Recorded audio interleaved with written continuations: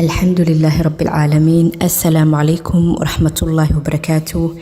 دمان ولا لها خير كجعل كحيران جنال كينا سو دوااد ولا ليال كسو دوااد مارين عصب مقال عصب وآدو حيس بدن هدي مقال كان كسو غاريي وحان فيدا إلهي سبحانه وتعالى يا خير كل جعل هذي واي وح خير إنك فائدة يا رجين دونا بإذن الله.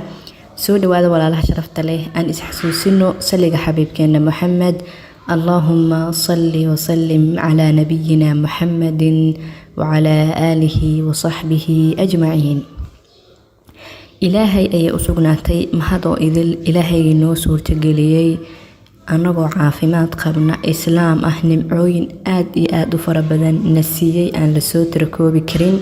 الحمد لله إلهي نو زيادة إنتان هيسر نسي. إلهي سبحانه وتعالى وحيري لئن شكرتم لأزيدنكم ولئن كفرتم إن عذابي لشديد. هذا نقطة قف إلهي كمهدية أو كشكرية أو نمعوينكو إلهي سيي أركا إيده إلهي وحانو نمعايا سيس الحمد لله إلهي وكو زيادنا. لكن هذا نقطة قف نمعوينك إلهي كفرية عقابته iyo cadaabka ilaahay waa mid daran. waxaad dareemi doontaa ilaahay nimcooyinka markii uu ka qaado oo uu ku ciqaabo ayaad dareemi doontaa nimcooyinku ku siiyay iyo intay la ekaayeen. marka waa muhiim mar walba nimcooyinku ilaahay ku siiyay inaad fiiriso oo dadka kale waxooda aadan u hanqal taagin oo kistaada aad ku qanacdo dheh alxamdulillah ilaahay uu ziyaadi. intii walaal ee xanuunsan ilaahay subxaanahu wa ta'aala caafimaad ha siiyo. intii dhibaataysanna ilaahay subxaanahu wa ta'aala dhibaatada ha ka qaado. intii xabsiyada ku jirtana ilaahay ka soo daayo. qof walba muraadkiisa oo macsi lahayna ilaahay subxaanahu wa ta'aala ha siiyo. walaalaha sharafta leh waxaan gudagali doonaa qisaskeena maanta kuwaasoo ku saabsan istighfaarta iyo qiimaha ay leedahay iyo dad ay noloshoodii bedeshay. qisadeena koowaad ee maanta waxaa ka sheekeynaysa gabadhaani waxay tiri waxaan ahayn 3 gabdhood oo walaalo ah. waxay tiri qofka inoogu yar 20 sano ayuu dhaafay. 3deena gabdho ee walaalaha ah guurkii ayaa naga soo daahay ayay tiri. qofna soo doonanaya iyo qofna la hadlaya intaba ma lahan. aniga ayaa ahaa gabdhaha walaalahay ah qofka ugu weyn. waxaan go'aansaday inaan ilaahay subxaanahu wa ta'aala baryo. waxaan soo kacay ayay tiri salaatul layl waxaana akhrin jiray istighfaarta. alxamdulillah muddo 2 bilood ah markii aan sidaas sameeyay ilaahay guurkeygii ayuu ii fududeeyay ayay tiri. 3 bil kadibna gabadhii igu xigta ayaa la soo doontay. maantana waxaa ii joogta gabar oo hal gabar ayaan haystaa ayay tiri. alxamdulillah markii hore waxaan ahayn walaalaheen 3deena gabdho dad ka quustay guur iyo waxaas waayo waxay tiri waan weynaanay. qofka inoogu yar dhowr iyo 20 ayuu jira ayay tiri gabadhan. dadkana waxayna lahaayeen gabdhaha reerkaas wax guursanaa male. laakiin alxamdulillah ilaahay subxaanahu wa ta'aala 2 bil markii aan ducaysanayay oo aan akhrinay istighfaarta ilaahay guur ayuu ii fududeeyay. 3 bil kadibna gabadhii igu xigtay ayaa la soo doontay ayay tiri. alxamdulillah maantana waxaa ii joogta hal gabar oo awlaadna ilaahay wuu isi. awoodda ilaahay aad iyo aad ayay u weyn tahay. qofkii ilaahay subxaanahu wa ta'aala barya ee dambi dhaaf weydiista ilaahay waa uu dambi dhaafayaa baahiyihiisana waa uu siinayaa.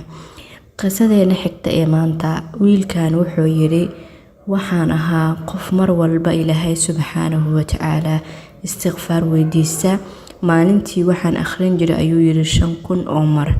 markii aan bilaabay istighfaarta waxa ugu horeeyay ee aan dareemay wuxuu yiri ayuu yiri nafsadeyda ayaan raaxo dareemay. waxaana noqday qof aad iyo aad u faraxsan. culays walbo adduunyada iga haysta waxaan dareemay inay aniga i dhibaateynaynin.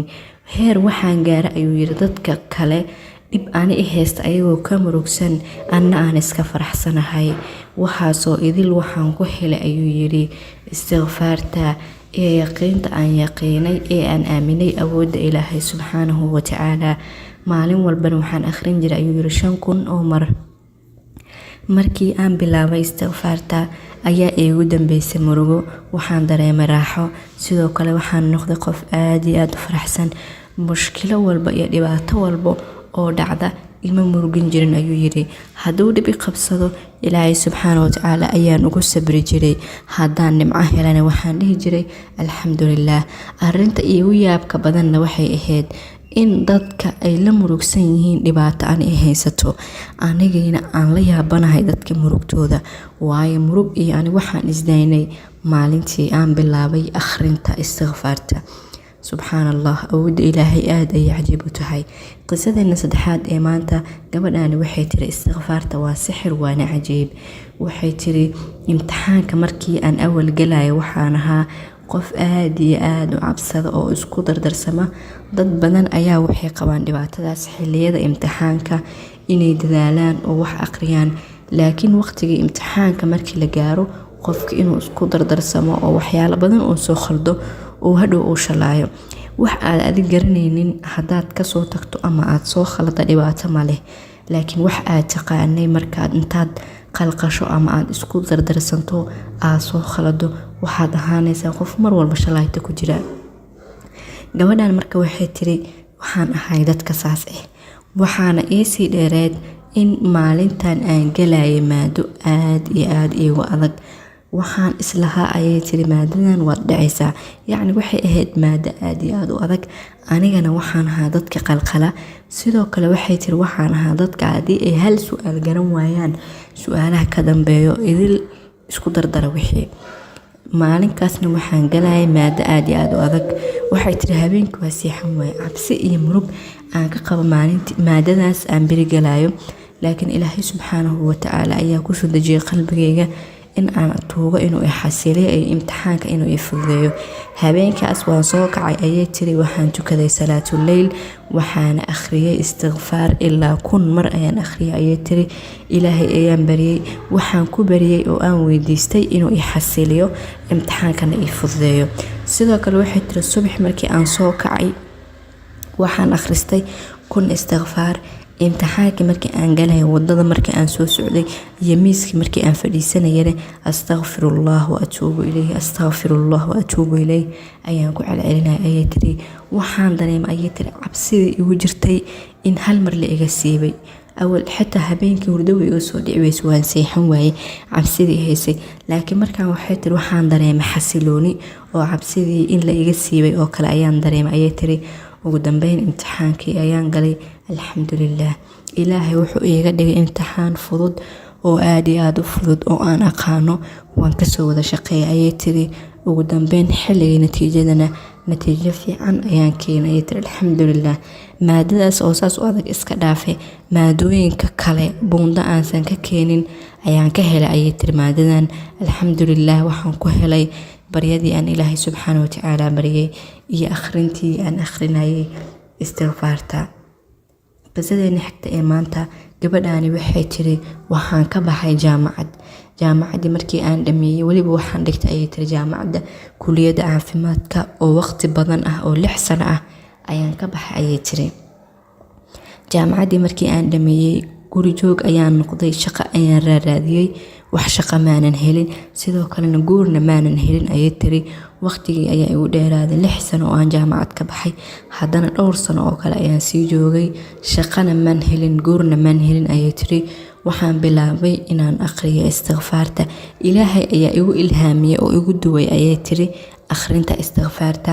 sidoo kale waxaan akhrin jiray ayay tiri suuratul baqara, xitaa hal maqraha oo noqotee wax ka mid ah suuratul baqara ayaan maalin walba akhrin jiray. waxaan kaloo akhrin jiray ayay tiri istikfaarta, waxaana tukan jiray salaata witriga. alxamdulilaah ayay tiri dhowr bilood kadib ilaahay nasiibkaygii iyo calafkaygii ayuu i siiyey. waxa ay guursaday reer aad iyo aad u sharaf badan, hanti leh, lacag leh, dhaqaale leh, nin ahludiin ah ayaa i guursaday ayay tiri. alxamdulilaah ilaahay ayaa meel wanaagsan ii dooray kadib markii aan akhriyay istikfaarta.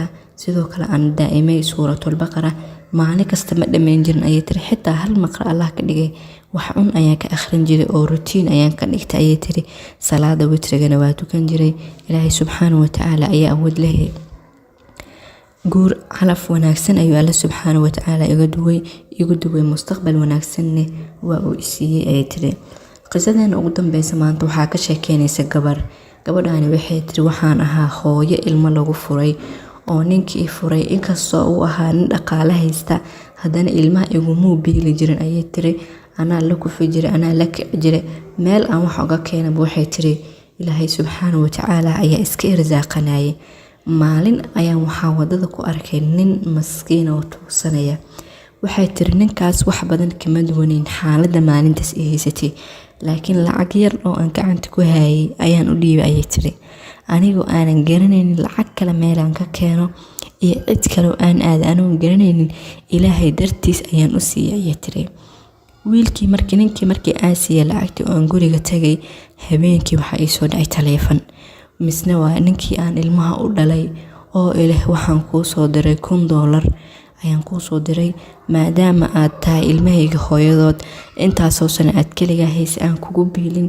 waxaan rabaa inaad i cafiso lacagtaas $1,000 raaligelin ayaan kuugu soo diray waxaan rabaa hadda kadib ilmahayga inaan biisho oo aan ilmahayga biil meel u saaro ayaan rabaa ayay tiri alxamdulilah ayay tiri wallaahi waa rumaysan waayey awoodda ay leedahay sadaqada ayay tiri gabadhaan markii aan ninka siinayay lacagta waxaan ahaa qof intaas un haysta waxay kaloo tiri maalinkaas markii aan guriga kasoo baxayay intii aan ninkaas arkin waxaan akhrinayay istighfaarta astaghfirullah wa atuubu ilayh astaghfirullah atuubu ilayh anoo istighfaarta afka ku haya ayaan arkay ninkan sidii ayaan lacagta ku siiyay alxamdulilah istighfaarta iyo sadaqada ilaahay subxaanahu watacaala shilimaad yar oo aan nin maskiin siiyay laakiin lacagtaas yar waxay ka qiimo badneed ayay tiri $1 million waayo intaas un baan haystay habeenkii anoo waxba haynin oo $1,000 ama $1 aan haynin ayaan gurigayga anoo iska jooga